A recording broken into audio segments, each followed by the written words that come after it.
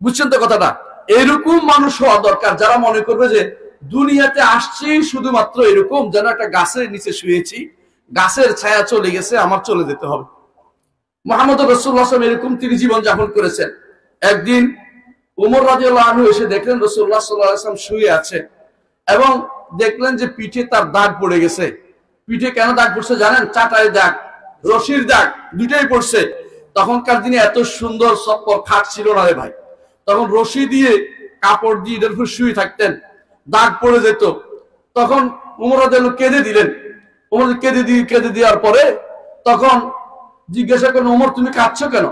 বলে, কাঁদছি ইয়া রাসূলুল্লাহ, এই যে পারস্য সম্রাট, রোম সম্রাট বিশাল বিশাল অট্টালিকায় বসবাস করছে, কত আনন্দ থাকছে, আমার নবী দু জাহানের সরদার তাজদারে মদিনা, তার অবস্থা এটা যে তার শরীরে দাগ পড়ে গেছে, তিনি মাসের পর মাস খাবার খাননি, কিন্তু আল্লাহ থেকে এক মুহূর্ত বিমুখ হননি। তিনি হচ্ছেন সাইয়্যিদুল খালক মুহাম্মদুর রাসূলুল্লাহ সাল্লাল্লাহু আলাইহি ওয়াসাল্লাম। তো এই কথা বলার পর রাসূলুল্লাহ সাল্লাল্লাহু আলাইহি ওয়াসাল্লাম বলেন, ওমর তুমি কি চাও না তাদের জন্য দুনিয়া হোক, আমার জন্য আখিরাত হোক? আখিরাত যদি কোনো আপনি আপনার সব সময় চোখের সামনে রাখেন, তাহলে সেটা আপনার জন্য হবে কি হবে? সেটা রাসূলুল্লাহ সাল্লাল্লাহু আলাইহি ওয়াসাল্লাম বলে দিয়েছেন, মান কানাতিদ দুনিয়া হামুহু, যে ব্যক্তি দুনিয়া একমাত্র উদ্দেশ্য করবে, জাআল্লাহু ফাকরাহু বাইনা আইনাইহি, আল্লাহ তার দুই চোখের মাঝখানে অভাবই লিখে দিবেন, কোনোদিন অভাব তার ঘুষবে না। কারণ আল্লাহ কোরআনও বলছে এটা, আল্লাহকুমুত তাকাসুর হাত্তা যুরতুমুল মাকাবির, কবরে না যাওয়া পর্যন্ত কখনো পেট ভর্তি হবে না। আরো চাই, আরো চাই, আমার আরো 10টা চাই, আমার এই জমিটার পাশের জমিটা দরকার, পাশের জমি না হলে সুন্দর হচ্ছে না, সবটা মিলতেছে না, ওই জাতীয় চিন্তা যে ব্যক্তি করবে তার কোনোদিন পেট ভরবে না। রাসূলের জন্য বলেছেন, রাসূলুল্লাহ সাল্লাল্লাহু আলাইহি ওয়াসাল্লাম জন্য বলেছেন যে বনি আদমের একটা উপত্যকা থাকে, সে আরেকটা উপত্যকা চাইবে। এবং তারপর বলেছেন ওয়ালা ইয়ামলা বাতনু বনি আদম ইল্লা তুরাব, মাটি ছাড়া বনি আদমের পেট কোনোদিনই ভরবে না। অর্থাৎ মাটি হয়ে গেলে শেষ, মরে গেলে শেষ, এর আগ পর্যন্ত তার পেট ভরবে না। এটা বনি আদমের স্বাভাবিক জিনিস। আল্লাহ কোরআনে এটাও বলেছেন, কুন্নাল ইনসানা খুলিকা হালুয়া ইজা মাসসাহু শাররু জাজুয়া ওয়া ইজা মাসসাহুল খায়রু মানুয়া।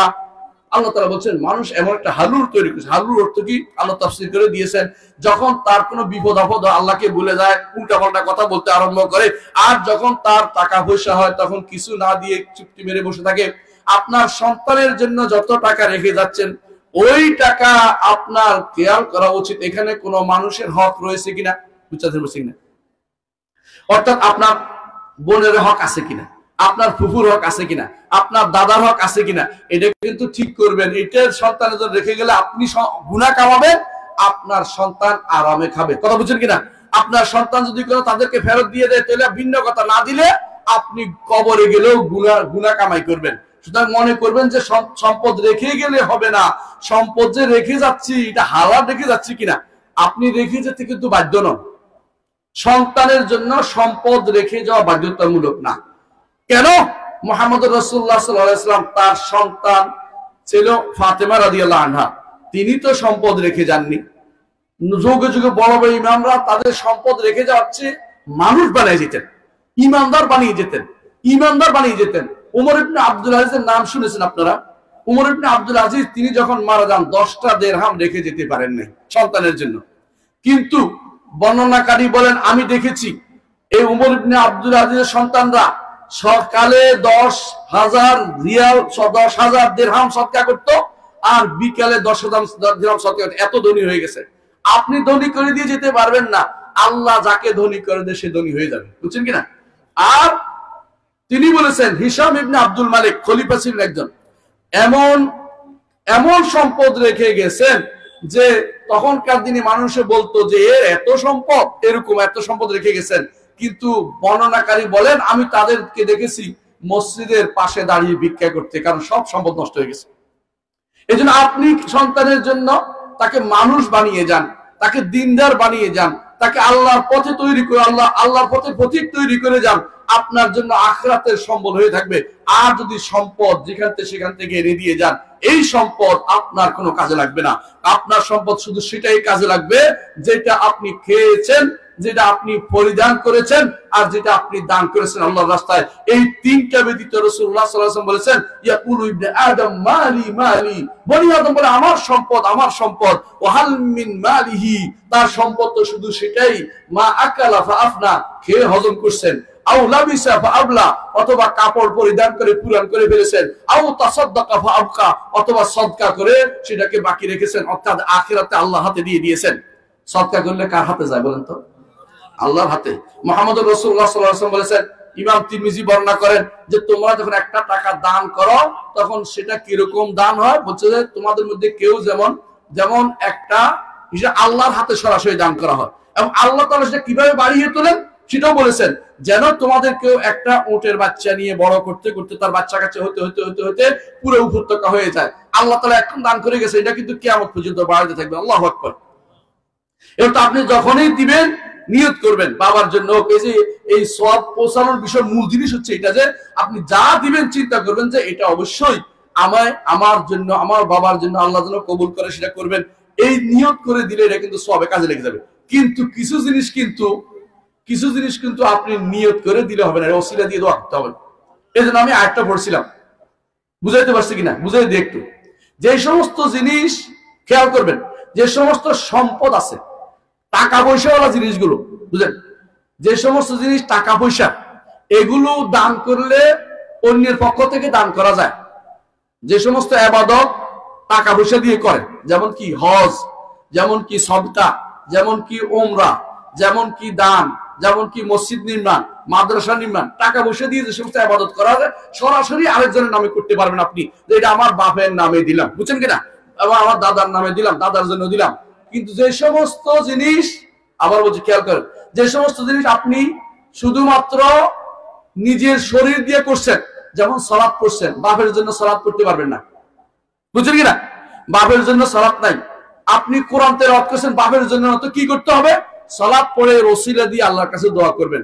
এর মাধ্যমে আল্লাহ আমি সালাত পড়েছি 2 রাকাত, এর ওসিলা আমার বাবাকে ক্ষমা করে দিন, পারবেন না বলতে? নিয়ম বুঝছেন তো? তখন এরপরে যখন আপনি কি করছেন, ভালো এক জিকির আজকার করে সুবহানাল্লাহ আলহামদুলিল্লাহ আল্লাহু আকবার পড়ছেন বেশি করে, আল্লাহ যা পড়েছি এর সওয়াব আল্লাহ তুমি এর ওসিলা দিয়ে, সওয়াব না এর ওসিলা দিয়ে আমার বাবাকে ক্ষমা করে দেন, আমার দাদাকে, এভাবে বলতে পারবেন। এইটা হচ্ছে নিয়ম। আমরা নিয়ম বললে অনেকে রাগ করে ফেলেন, বেনিয়মে চলছে সারা জীবন, অনিয়মে চলা যাবে না, নিয়মের ভিত্তিতে আসতে হবে।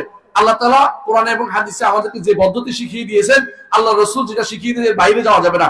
মুহাম্মদুর রাসূলুল্লাহ সাল্লাল্লাহু আলাইহি ওয়াসাল্লাম তার কাছে প্রায় আসতো সাহাবীরা, বলতে আমার মা তিনি মারা গেছেন, আমি চাই আমার মায়ের জন্য কিছু করতে। তখন তিনি কি বলতেন, নামাজ পড়ো মায়ের জন্য বলছেন? একদিনও বলেন নাই, আপনার কোনো হাদিসে পাবেন না। মায়ের জন্য রোজা রাখতে বলছেন না, বলেন নাই। তো মায়ের জন্য, তোমার মায়ের জন্য দান করো, তোমার মায়ের জন্য সাদাকা জারিয়া করো, তোমার মায়ের জন্য একটা কূপ খনন করে দাও। কূপ বুঝেননি? আরব দেশে পানির খুব অভাব, এই জন্য দেখবেন যে বিদেশে অনেকেই, ওই দেশের লোকেরা আমাদের দেশে ওই যে পানির ইয়া বানাই দেয়, নলকূপ বানাই দেয়। কেন? তারা জানে যে এটা তো সওয়াব হবে। কথা বুঝেন? কারণ এটা হচ্ছে জায়গা, আসল জায়গা, যে যতদিন পানি উঠবে ততদিন সওয়াব পৌঁছে যাবে। আল্লাহু আকবার। সুতরাং বুঝতেছেন আপনি, যে ইবাদত মানুষের শারীরিক ইবাদত, এগুলি করে এগুলি ওসিলা দিয়ে দোয়া করতে হয়। আর যেগুলি আর্থিক ইবাদত, অর্থ করে ইবাদত, এগুলি সরাসরি আপনি অন্য কারোর জন্য দান করতে পারবেন। দুইটার মধ্যে একটু পার্থক্য আপনাকে বুঝতে হবে। মুহাম্মদ রাসূল এভাবে শিক্ষা দিয়েছেন। এমনকি রাসূল এটাও বলেছেন, কেউ যদি কোনো কূপ খনন করে দেয় তাহলে সেটাও তার জন্য কাজ হবে। রাসূলুল্লাহ সাল্লাল্লাহু আলাইহি ওয়াসাল্লাম এটাও বলেছেন, হজ উমরার কথাও বলেছেন। কেন? হজ উমরা কি লাগে? অর্থ লাগে। হজ উমরা কি লাগে? অর্থ লাগে। এই জন্য আর্থিক যেখানে বেশি, অর্থ যেখানে বেশি, সেটা আল্লাহ জন্য, সেটা সরাসরি আপনি মৃত ব্যক্তির জন্য দান করতে পারবেন। কিন্তু যেটা নামাজ, এটা দিতে পারবেন না। নামাজ পড়ে এর ওসিলায় আল্লাহর কাছে দোয়া করবেন, আল্লাহ নামাজ পড়েছি এর ওসিলায় আমার বাবাকে ক্ষমা করে দেন, আমার, এটা বলতে পারবেন, কোনো সমস্যা নেই। তবে চিনতে হবে কিভাবে বলতে হবে। এই জিনিসটা না জানলে আপনি ভুলের উপর থাকা, এটা আমরা পছন্দ করি না। আশা করি বুঝছেন জিনিসটা। আমি আরেকটা জিনিস বলতে চাচ্ছি, আল্লাহ তাআলা কি বলছেন, ইয়া আইয়ুহাল্লাযীনা আমানুত্তাকুল্লাহ ওয়াবতাগু ইলাইহিল ওয়াসিলা ওয়াজাহিদু ফি সাবিলিহি লাআল্লাকুম তুফলিহুন। হে ঈমানদারগণ, সফল কাম হতে যদি চাও তাহলে কিছু কাজ করো। সফল কাম হতে চান কিনা? সফলকাম হতে কে কে চায়? আমি চাই। আল্লাহ যেন কবুল করে আমাদের হাত। আল্লাহুম্মা আমিন। আল্লাহ সফলকাম হতে চাই। দুনিয়াতে এসে যদি কোনো সফল কাম না হতে পারি তাহলে আমাদের কোনো মূল্য নাই। সবচেয়ে নিকৃষ্ট জীব হচ্ছে কাফের, সবচেয়ে নিকৃষ্ট জীব হচ্ছে মুশরিক। শিরিক এবং কুফর যেন আমার দ্বারা না হয়, এটা বারবার চিন্তা করবেন, সারা দিন এটা চিন্তা করবেন। এমনকি যদি দেখেন যে আমি তো জানি না শিরিক কুফর হচ্ছে কিনা, তখন অন্তত রাতে